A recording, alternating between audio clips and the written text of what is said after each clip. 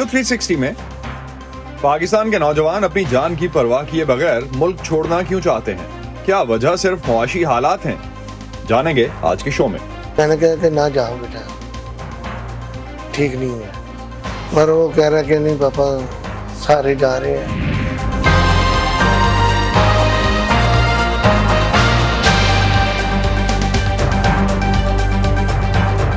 Voice of America के Washington studios में आप सबको खुशामदीद। आप देख रहे हैं प्रोग्राम व्यू 360 और मैं हूं असदुल्लाह खालिद।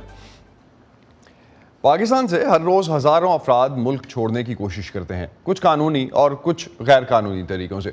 मुआशी सूरत हाल में अबतरी से बहुत से शोबे मुतासर हैं मुल्क में, जिसकी वजह से नौजवानों के लिए रोज़गार के मौक़े भी कम हुए हैं।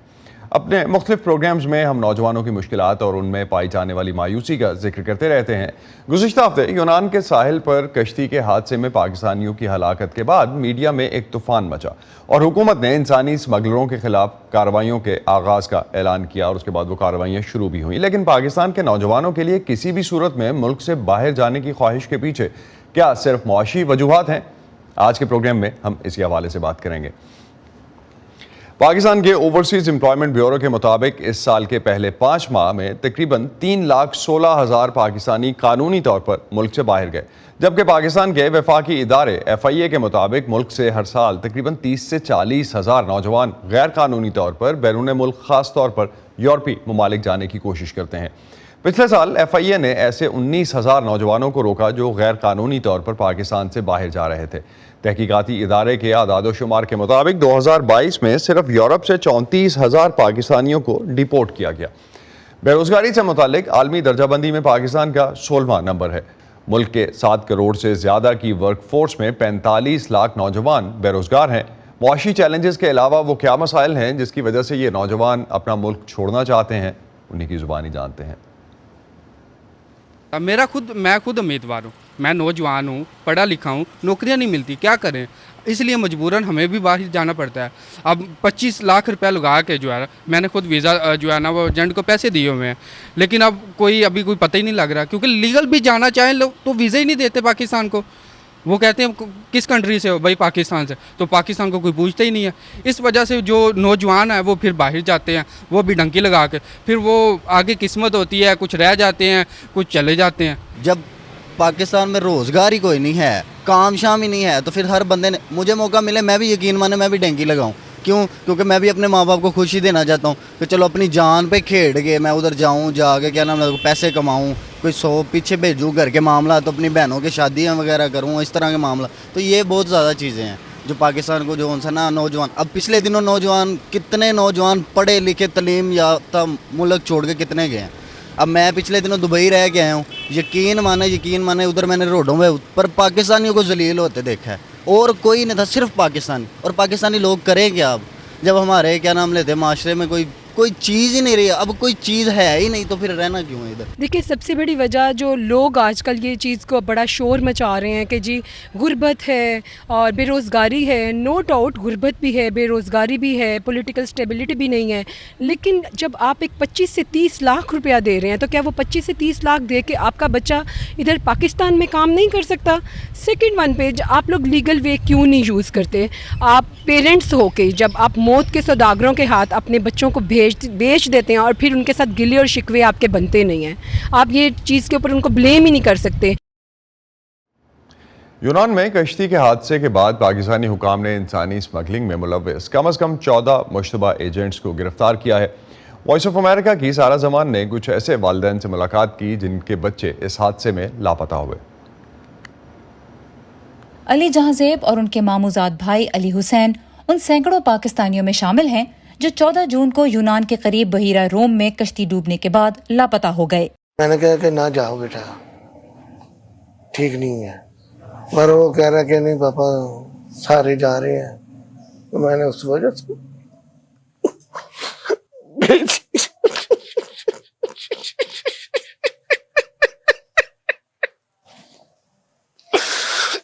अली जहांजेब और अली हुसैन ने पाकिस्तान से बजरिया हवाई जहाज लिबिया पहुंचने और फिर कश्ती के जरिए इटली जाने के लिए स्मगलिंग एजेंट को $8,000 फी का से ज्यादा अदा करने का वादा किया था। अली हुसैन के वालिद हफीजुर रहमान को उस हादसे का इल्म फेसबुक के जरिए हुआ। एजेंट ने फोन किया, एजेंट सोया हुआ था, उसको पूछा क्या यार ये सुना है? कहता मुझे नहीं पता, मैं पता करता हूँ। पता करते करते रात को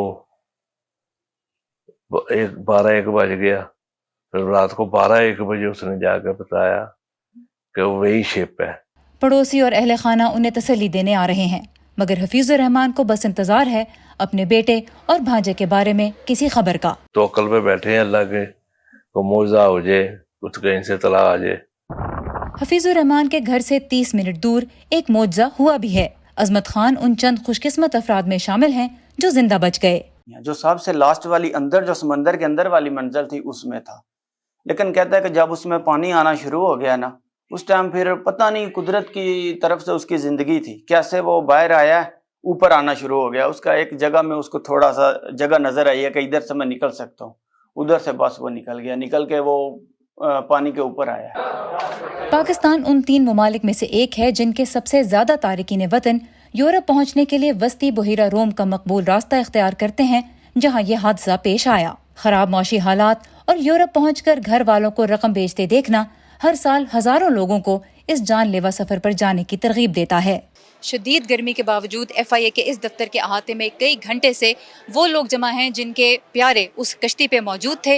ये लोग अपने DNA के सैंपल्स दे रहे हैं और ये डेटा फिर यूनानी हुकाम के साथ शेयर किया जाएगा ताकि उस कश्ती के जो मुतासरीन हैं उनकी शनाख्त में मदद मिल सके। हमने अपनी तमाम टीमें बना के हर विक्टिम के घर भेजा इनको। बाज़ लोग तो मिलने से इनकार कर रहे हैं, बाज़ को मिलते भी हैं तो वो कहते हैं जी हमें कुछ नहीं पता, वो हमारा बच्चा खुद ही गया था, हमें एजेंट के बारे में भी कुछ नहीं पता, ठीक है, और ना ही हम कोई डिस्क्लोज करना चाहते हैं। बाज़ तो कहते हैं कि जी हमने कोई कार्रवाई नहीं करवानी, ठीक है ना। तो इस तरह के ये हमें बहुत प्रॉब्लम्स आ रही हैं। मरियम बीबी के भी 2 बेटे उस कश्ती पर सवार थे। वो कहती हैं अच्छी या बुरी उनकी कोई खबर तो मिले।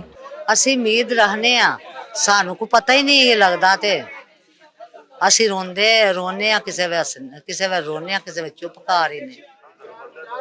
सारा Zaman, voice of America, Gujarat. सारा जमान इस वक्त हमारे साथ मौजूद हैं, उनसे जानते हैं कि ऐसी कौन सी वजूहात उन्होंने देखी, कुछ उन्होंने अपनी रिपोर्ट में कवर की, और कौन से ऐसे हालात हैं जिनकी वजह से पाकिस्तानी नौजवान मुल्क छोड़ने पर मजबूर हैं।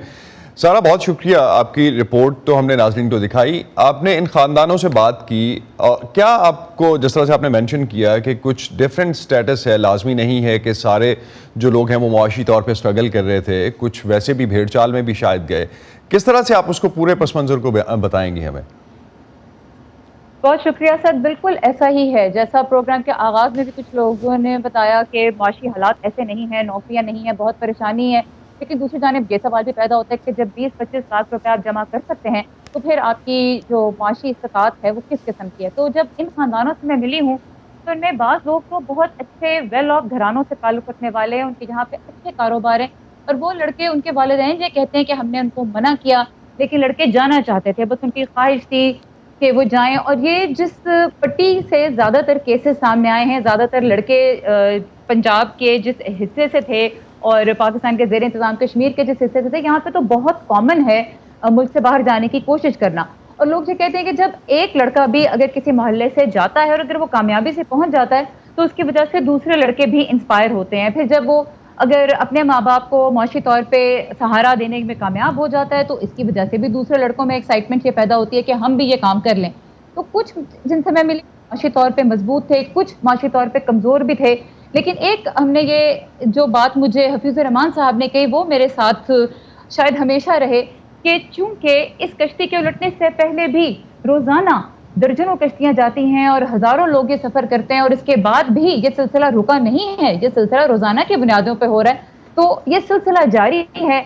ऐसा नहीं है कि इस एक कश्ती के उलटने से इतना डर या खौफ पैदा हो कि ये काम होना रुक जाए। इंटरेस्टिंगली सारा, मैं भी कुछ नंबर्स देख रहा था जो आप बता रही हैं, उसी तरह के कुछ नंबर्स के तकरीबन 90% जो है वो फेलियर जो है इसमें होता है। 10% के जो सक्सेस केसेस हैं, जो सक्सेस रेट है, शायद वो इतना बड़ा मोटिवेटिंग फैक्टर है कि आपने भी जिस तरह से हफीज़ साहब की बात की कि उनकी बात आपके साथ स्टिक कर गई है। तो इस वक्त इन्फॉर्मेशन का फ़्लो कैसा है इन तक, वालिदैन तक ख़ास तौर पे, और जितने भी इनके रिश्तेदार हैं, इन बच्चों के, इन लड़कों के, उन तक ये इन्फॉर्मेशन कैसे पहुंच रही है और किस चीज़ पे वो डिपेंडेंट हैं इस वक्त? अच्छा, ये एक बहुत अहम सवाल है और मैं आपको बताऊं कि मेरे लिए इस स्टोरी को रिपोर्ट करने का इमोशनली सबसे डिफ़िकल्ट हिस्सा ही ये था कि पेरेंट्स बहुत डेस्परेट हैं इन्फॉर्मेशन के लिए। वो आके किसी से भी जिससे उनको लगता है कि उसको शायद कुछ पता हो, वो उससे पूछते हैं कि आपको पता है कि शायद कोई और सर्वाइवर्स हैं, क्या ऑपरेशन जारी है अभी तक? और जब आप उनको कहते हैं कि ऑपरेशन शायद रुक गया है या आपके पास इस बारे में बहुत ज़्यादा मालूमात नहीं, तो वालिद साहिबान भी जो हैं, मर्द हज़रात, वो अपने आंसू पोंछते हुए जाते हैं। तो बहुत तकलीफ़ हुई मुझे ये सब देख के। तो इन्फॉर्मेशन के उनके पास ज़राए कुछ इस तरह से हैं सर कि बाज़ लोग तो उन एजेंट से राब्ते में हैं, जैसे कि हफीज़ुर रहमान साहब ने भी कहा कि उन्होंने एजेंट को कॉल की, तो बाज़ अपने उन एजेंटों से जो बैरून मुल्क थे उनसे राब्ता उन्होंने किया, उनसे पूछा कि क्या हालात हैं। बाज़ लोगों के चूँकि पहले से रिश्तेदार या गाँव के लोग या हमसाए उनका कोई जानने वाला वहाँ मौजूद है, तो वो उससे राब्ता करने की कोशिश कर रहे हैं। इसी तरह हुकाम से भी वो मालूमात हासिल करने की कोशिश कर रहे हैं। और FIA के पास भी उनका भी बड़ा चैलेंज ये है कि चूँकि ये अनडॉक्यूमेंटेड बैठे थे लोग कश्ती पे, तो कोई ऐसी लिस्ट नहीं है जिससे ये पता किया जा सके कि कौन लोग इस कश्ती पे थे और कितने पाकिस्तानी एक्चुअली थे। तो इन्फॉर्मेशन का जो अभी फुकदान है लोगों के लिए, वो वालिदैन के लिए, माँओं के लिए और बापों के लिए बहुत ज़्यादा परेशान कुन, और उसको देखने में भी बहुत तकलीफ होती है। तो एक चीज़ सारा लास्ट पे बिल्कुल हुकूमत की तरफ से और FIA की तरफ से आपने जिस तरह से कहा कि FIA, आपकी रिपोर्ट में भी मैंने यही देखा कि जिस तरह से सैंपल्स, DNA सैंपल्स इकट्ठे कर रहे हैं, ये DNA सैंपल्स कब तक प्रोसेस होंगे, क्या उसमें नेक्स्ट स्टेप्स रहेंगे? अभी तो इस हवाले से कोई आपको क्लैरिटी मिली? एक और दूसरा ये कि हुकूमत जो हम कंटिन्यूसली स्टेटमेंट्स देख रहे हैं कि जो इंसानी स्मगलर हैं उनके खिलाफ कार्रवाइयाँ हो रही हैं, उस हवाले से अगर आप कुछ बता सकें तो। जी बिल्कुल, FIA की जो आज की ताज़ा तरीन जो उन्होंने डेटा रिलीज़ किया है उसमें यह है कि 167 अफराद के DNA सैंपल्स जो हैं वो उन्होंने जमा कर लिए हैं। 54 मुकदमात अब तक उन्होंने दर्ज कर लिए हैं और कम से कम अब तक 17 जो हैं मुश्तबा स्मगलर्स, उनको गिरफ्तार किया गया है। तो इदारे पे प्रेशर है कि वो काम करे। हमने ये जानने की कोशिश की कि जो DNA सैंपल्स ये कलेक्ट कर रहे हैं, इनकी बुनियाद पे कब तक ख़ानदान वालों को पता लगेगा कि उनके अजीज़, उनके प्यारे इस कश्ती पे ही सवार थे या नहीं। तो उनका कहना था कि ये बताना थोड़ा मुश्किल है। वो अपनी तरफ से जल्द से जल्द डेटा कंपाइल कर रहे हैं, लेकिन ज़ाहिर है ये डेटा पहले हेडक्वार्टर जाएगा, वहाँ से जो पाकिस्तानी एम्बेसी है ग्रीस में उस तक जाएगा, फिर वो शेयर करेंगे यूनानी हुकाम से। So it's going to be a long process. और एक सवाल जो मैंने उनसे पूछा कि जी ये एक बड़ी आम परसेप्शन है कि FIA के अहलकार भी इन कामों में मुलविस होते हैं, इंसानी जो गैर कानूनी स्मगलिंग है उसमें उनका भी हाथ है, तो इसको उन्होंने, इस तासुर को उन्होंने मुस्तरद किया। उन्होंने कहा ऐसा नहीं है और उन्होंने कहा कि हम प्रायोरिटी बेसिस पे इस मामले को टैकल करने की कोशिश कर रहे हैं। बहुत बहुत शुक्रिया सारा आपका। सारा जमान हमारे साथ थी, नाज़रीन हमें बता रही थी कि जो सिचुएशन इस वक्त वहाँ पे हमें देखने को मिल रही है ग्राउंड लेवल पे, क्या परसेप्शन है, क्या रियलिटी है, उस हवाले से सारा ने हमें अपडेट किया। बहुत शुक्रिया सारा। Thank you sir. गैर कानूनी तौर पर बैरून मुल्क जाना और उन खतरात का सामना करना जिनका समुद्री हादसे में इन नौजवानों को सामना करना पड़ा, एक इंतहाई मुश्किल फैसला है, लेकिन इसके बाद अपनी मंजिल पर पहुंचकर भी ज़िंदगी आसान नहीं हो पाती। डंकी फॉलोइंग यूरोपियन ड्रीम्स के नाम से एक दस्तावेजी फिल्म बनाने वाले हसन जैदी ने इस पूरे मामले को बहुत करीब से देखा है। वॉइस ऑफ अमेरिका के नवीद नसीम ने उनसे बात की। जब आप कोटला के अंदर एंटर होते हैं या उसके सबर्ब्स के अंदर जो गांव हैं उनके अंदर एंटर होते हैं तो आपको दूर से बड़ी बड़ी कोठियां नजर आती हैं। तो बेसिकली वो कोठियां ही मोटिवेशन है उस पूरे इलाके के बाकी जितने भी लोग हैं कि वो उन कोठियों को देखते हैं और वैसी कोठियां बनाने के लिए ही अटेम्प्ट करते हैं। वो लोग वहाँ पे सेटल्ड हैं। जब वो कुछ टाइम के लिए कभी ईद पे आते हैं पाकिस्तान और वो बड़ी बड़ी गाड़ियों के अंदर और वो अपना जब वो एक लाइफस्टाइल शो करते हैं तो उसको देख के ऑब्वियसली गांव के जो छोटे लोग हैं या ऐसे लोग हैं जो कि थोड़ी सी मुश्किल ज़िंदगी गुजार रहे हैं या गुर्बत की ज़िंदगी गुजार रहे हैं, वो कहते हैं कि ठीक है 3-4 लाख रुपए की बात है, इसने भी लाइफ रिस्क लिया था, वो चला गया तो हम भी अपनी यहाँ पे भी तो भूख से मरी जाना है, तो क्यों ना वो चले जाए। पाकिस्तान से जो जाने वाले लोग हैं उसके अंदर मेजरली आपको यंगस्टर्स मिलते हैं और मैंने जितने भी लोगों का इंटरव्यूज़ किए हैं उसके अंदर तकरीबन 90% वो लोग हैं जो कि 25 से भी नीचे हैं। और ये गुजरात और इन इलाकों के अंदर ये एक माइंडसेट है कि जितना जल्दी बच्चा बाहर चला जाएगा वो उतना जल्दी सेटल हो जाएगा। ये डिफरेंट तरीक़ों से पैसे अरेंज कर रहे होते हैं। मेरे सामने कुछ ऐसी भी स्टोरीज आई हैं कि किसी ने माँ का जेवर बेचा है, किसी ने कुछ ज़मीन बेच के कुछ पैसे अरेंज किए हैं, कोई किसी ने उधार किया है। मेजरली ये बहुत बात सुनने को मिलती है कि उधार पे पैसे पकड़े थे कि यूरोप जाके वापस कर दूंगा। पाकिस्तान से कोई निकला है, सबसे पहले तो उसके आइडेंटिटी डॉक्यूमेंट्स जो है वो ह्यूमन स्मगलर खत्म करता है। सबसे पहले उसका पासपोर्ट ले लिया जाता है, उसका ID कार्ड ले लिया जाता है। सो अब वो कोई भी नहीं है, मतलब कि इज नो वन। और उसकी वो 1 मर गया, 2 मर गए, 3 मर गए, उनको साइड पे कहीं फेंक दिया गया या दबा दिया गया, बट उनकी कोई आइडेंटिटी नहीं है। और आइडेंटिटी बेसिकली इस वजह से उनसे रिमूव की जाती है कि अगर ड्यूरिंग इन्वेस्टिगेशन किसी भी जगह के ऊपर अगर आइडेंटिटी सामने आ जाती है तो उनको डिपोर्ट का उनके पास एक एविडेंस आ जाता है। तो इस वजह से मोस्टली लोग ये अपनी आइडेंटिटी खत्म कर देते हैं। और पाकिस्तानियों का जो ट्रैवल होता है उसके अंदर आपको मेजरली शिप्स के अंदर रखा जाता है, और जब पाकिस्तान से ये लोग निकलते हैं तो सबसे ज़्यादा इनका सफ़र जो है वो गाड़ी की डिग्गियों के अंदर गुजरता है, तो गाड़ी के ट्रंक के अंदर। और मुझे मेरे इंटरव्यूज़ के अंदर ये बात मालूम हुई कि तकरीबन 9-9, 10-10 लोग, 11-11 लोग एक ट्रंक के अंदर जो है वो गाड़ी के बंद करके ईरान को क्रॉस करवाया जाता है, या ईरान से तुर्की बॉर्डर के अंदर क्रॉस करवाया जाता है, डिपेंडिंग ऑन के बॉर्डर सिचुएशन क्या है। तो डंकी के अंदर कोई भी चीज़ हार्ड एंड फास्ट नहीं, इट ऑल डिपेंड्स ऑन के बॉर्डर कंडीशन क्या है, किस तरह से है। उससे पहले जब ये ईरान के अंदर एंटर होते हैं तो बसेस के जो लगेज कंपार्टमेंट होते हैं नीचे, उन लगेज कंपार्टमेंट्स के अंदर इनको एक एक पानी की बोतल देके बंद कर दिया जाता है, और वो तकरीबन 12-12, 13-13 घंटे का सफ़र होता है। और उस सफ़र के अंदर जो भी थोड़ा सा कमज़ोर है या जो फिज़िकली इतना ज़्यादा टफ नहीं है, उसमें बहुत से लड़कों की डेथ्स हो जाती हैं। बहुत सी ऐसी केस स्टडीज़ हमारे सामने आई हैं कि लड़कों की उसमें डेथ्स हो गई हैं। उसके बाद ट्रंक के, गाड़ियों के ट्रंक्स के अंदर, बस के लगेज कंपार्टमेंट्स के अंदर लड़कों की डेथ हो जाती है। ईरान में और तुर्की के अंदर ट्रंक के अंदर और लगेज कंपार्टमेंट्स के अंदर सफ़र करने के बाद जो बोट्स इनको लेके जाती हैं, तो ह्यूमन स्मगलर्स मेक श्योर करते हैं कि वो ऐसी बोट हो कि वो रास्ते में जाके डूबने के काबिल हो जाए। क्योंकि जब भी कोई कोस्टल गार्ड किसी भी कंट्री का, वो ग्रीस कोस्टल गार्ड हो या वो इटालियन या यूरोपियन कोई भी कंट्री का कोस्टल गार्ड हो, जब वो उस शिप को देखे तो उसका सबसे पहला ख्याल उस शिप के बारे में ये आना चाहिए कि ये डूब जाएगी, और उसको वो जब ही रेस्क्यू करेगा। अगर वो डूबने वाली नहीं होगी या वो इस कंडीशन में नहीं होगी तो ऑटोमेटिकली वो उसको वार्निंग देके कहेगा कि तुम पीछे जाओ, या उसको किसी ना किसी तरह से सर्कल करेगा या पीछे अपनी टेरिटरी से बाहर निकालेगा। क्योंकि वंस किसी भी यूरोपियन कंट्री के किसी भी वेसल के ऊपर उन्होंने स्टेप कर दिया तो they got the legal status to put asylum and all that as per the United Nations rule. तो जब ये लोग ये सारा समुद्री सफ़र करके उसमें से कुछ लोग पहुंच जाते हैं, कुछ नहीं पहुंच पाते, तो उसके बाद जब ये लोग पहुंच जाते हैं तो सबसे पहले इनको वहाँ की जो NGOs हैं या वो लोग, और वहाँ पे ऑब्वियसली कोस्टल गार्ड और जो पुलिस है, जो इमिग्रेशन ऑफिसर्स हैं, वो लोग ऑब्वियसली कोस्ट पे इनका इंतज़ार कर रहे होते हैं। बिकॉज वो इटली के अंदर, इटली की कोस्ट के ऊपर दे कैन सी एक शिप आ रहा है बड़ी दूर से एंड ऑल, तो इनके सबसे पहले 10 प्रिंट्स लिए जाते हैं। वहाँ पे उन्होंने मैकेनिज्म सेटअप किया हुआ है, और जो पकड़ा जाता है मोस्टली तो इनकी कोशिश होती है एक दफ़ा उतरे तो भागे जहाँ भाग सकते हैं, जितनी भी दूर तक जा सकते हैं चले जाए। तो 10 प्रिंट की वजह से भी बहुत से पाकिस्तानी जो हैं वो मुश्किल के अंदर पड़ जाते हैं, बिकॉज अब उन्होंने ये रूल सेटअप कर दिया कि जहाँ जिस कंट्री में आपके 10 प्रिंट हुए हैं आप उसी कंट्री में असाइलम पुट कर सकते हैं। जब ये लोग इटली पहुँच जाते हैं और ये सारा इनका एक प्रोसीजर स्टार्ट हो जाता है, उसके बाद ये लोग छुप आके बेसिकली इनलीगल काम करना स्टार्ट कर देते हैं। वो भी एक बहुत लंबी स्टोरी है कि बेसिकली एक मिनिमम वेज है जो कि सेटअप हुई हुई है यूरोप के अंदर, क्या कोई भी वर्कर है जो लीगल वर्कर है उसकी मिनिमम वेज ये है। ये लोग एक्सप्लॉइट होते हैं क्योंकि ये लीगल तो होते नहीं हैं, उनको मालूम होता है कि ये लोग ना पैसे मांग सकते हैं, ना हॉस्पिटल जा सकते हैं, ना पुलिस से अपना राइट मांग सकते हैं, ना किसी और जगह पे जा सकते हैं। सो अच्छी लाइफ जो है, जहाँ तक मेरी अंडरस्टैंडिंग है, ये बिल्कुल that's again my total understanding कि अगर 100% गया है तो उसमें से 5-10% तो सेट हो जाते हैं, जिनको देख के अगला 100% पाकिस्तान से तैयार हो जाता है। चौधरी अब्दुल हफीज़ फॉर्मर FIA के डायरेक्टर हैं, इस वक्त हमारे साथ हैं। उनसे इस हवाले से मज़ीद बात करते हैं और जानने की कोशिश करते हैं कि ये पूरा नेक्सस है क्या। बहुत शुक्रिया हफीज़ साहब। यूनान में कश्ती डूबी, सैकड़ों हलाक हुए, सरकारी इदारे इस वक्त हमने देखा कि हरकत में आए हैं, मगर पंजाब के कुछ इलाके हैं जहाँ डंकी लगवाने वाले एजेंट्स साल से मुतहर्रिक हैं।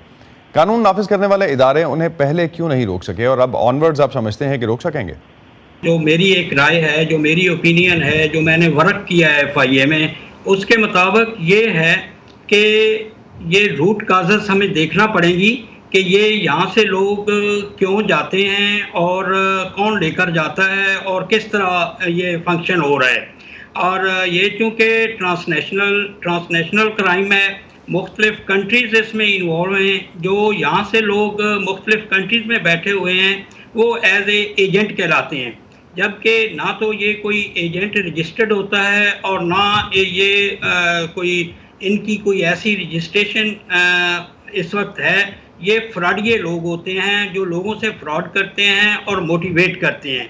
जो मैंने अभी तक कोई जांच पड़ताल की है उसके मुताबिक ये है कि ये जो लीबिया में ये जो कश्ती या बोट्स चल रही हैं उनके ये यानी कि ये 1960 से माइग्रेशन का सिलसिला जारी है। जो आपने पॉइंट आउट किए हैं एरियाज, वो हैं गुजरात, गुजरांवाला, सियालकोट और ये मंडी बाउद्दीन का एरिया जो है, ये ज़्यादा अफेक्टेड हैं। ये वो 1960 में वो मंगला डैम, वो सारी चीज़ें ऑलरेडी डिस्कस हो चुकी हैं मुख्तलिफ जगह कि ये कहाँ से सिलसिला शुरू हुआ। और उसके बाद ये एजेंट माफिया जो है वो जो फ्रॉडी लोग हैं, जो लोगों को फ्रॉड के ज़रिए बाहर ले जाते हैं और उनमें बच्चे, औरतें और वो ज़्यादा शामिल हैं। और इस तरह ये अब ये वाक़या जो आया है लीबिया वाला, ये लीबिया से जो आगे बोट्स में वो लेकर गए हैं मुख्तलिफ लोगों को, ये छुप छुपा कर, इनकी भी लिस्ट कोई भी सामने नहीं है। हफीज साहब, वो किस्सा अपनी जगह पे जो हम बात कर रहे हैं, वो सारे फैक्टर्स अपनी जगह पे। मैं फोकस करना चाहूँगा कि पाकिस्तान में वफाकी इदारा FIA में आपने काम किया है, पाकिस्तान में वफाकी इदारा क्या कर रहा है इस हवाले से? अब तक इस पर कोई कार्रवाई क्यों नहीं होती? आपने दुरुस्त फरमाया कि ये फ्रॉडी लोग हैं या जिस तरह से भी ये काम कर रहे हैं रजिस्टर्ड नहीं है, लेकिन यहीं पे तो वफाक का या इन महकमों का काम शुरू होता है। जी जी, इसी तो मैं आगे ये बताता हूँ कि जो अदारे हैं वो अपनी जगह काम कर रहे हैं। मसलन स्टेट का जो फंक्शन है वो स्टेट परफॉर्म कर रही है, लॉ जो हैं वो बन रहे हैं। अभी यूनाइटेड नेशंस के वो एग्रीमेंट जो है उसको साइन करने के बाद वो 2000 में हुआ था, तो 2002 में जो है वो हमारे वो ऑर्डिनेंस जो है वो जारी हुआ था, प्रिवेंशन एंड कंट्रोल ऑफ। तो आप समझते हैं कि जो कवानीन है वो इम्प्लीमेंट नहीं हो पा रहे, इस तरह के केसेस क्योंकि रुकते नजर नहीं आते? नहीं, कवानीन हैं, उसके बाद जो एजेंसीज हैं वो भी अपना काम कर रही हैं, उसके बाद प्रोसिक्यूशन है, कोर्ट्स है, वो भी अपना काम कर रही हैं। एक जो हफीज साहब तासुर है, एक तासुर जो है, माफ़ कीजिएगा मेरे पास एक मिनट 1.5 मिनट है और मैं चाहूँगा कि उस पर्सपेक्टिव से आपकी ओपिनियन जा सकूँ। FIA और दूसरे इदारों में करप्शन एक बड़ा अंसर है, ये एक तासुर पाया जाता है जिसकी वजह से ये हालात हैं। आपकी इस पर क्या राय है? देखें, जो करप्शन है, करप्शन के हवाले से मैं ये कहूँगा कि वो इस हद तक नहीं है जो मैं समझता हूँ। करप्शन माफिया या करप्शन जो है वो हर पैमाने पे अगर देखें तो हर जगह कुछ न कुछ, जो एक रेडी वाला है वो भी अपनी जगह कर रहा है, लेकिन मैं FIA तक ही फोकस रखना चाहूँगा इसका हफीज साहब, प्लीज अगर उसी पे हम कंटिन्यू करें। लेकिन ये जो है FIA में ऐसा नहीं है कि कोई एजेंट गिरफ्तार होता है तो उसको कोई माफी मिल जाती है, इस हद तक इन्वेस्टिगेशन की हद तक नहीं है। लेकिन FIA के अपने लोग इन्वॉल्व हैं इसमें, इस हवाले से एक बड़ा आम तासुर है और खासतौर पे ये ऊपर तक के लोग इन्वॉल्व हैं इसमें। 0% भी नहीं है। आज तक कोई ऐसी चीज पॉइंट आउट नहीं हुई, किसी लेवल पे भी पॉइंट आउट नहीं हुई कि कोई ये शामिल हो। हफीज साहब, लास्ट पे एक चीज कोई थी अगर आप बता सकें मुझे, जो लोग इस तरह से वीजा लेके पाकिस्तान से बाहर जाते हैं और वहां से जाके वो कश्तियों पे आगे जाते हैं, उनको रोकने का कोई मैकेनिज्म है? नहीं, जो पाकिस्तान से जो वीजा है उसमें भी इमिग्रेशन स्टाफ जो है FIA का, वो पूरी अपनी तरफ से जो मैक्सिमम वो कर सकता है, एफर्ट्स वो करता है। मसलन अगर कोई वो देखता है कि इसका जो है वो स्कोप नहीं है, ये क्यों जा रहा है, तो वो उसको रोक सकते हैं। बहुत बहुत शुक्रिया हफीज साहब आपका, आप हमसे बात कर रहे थे। इसी पे खत्म करते हैं आज का व्यू 360 से। खुदा हाफिज।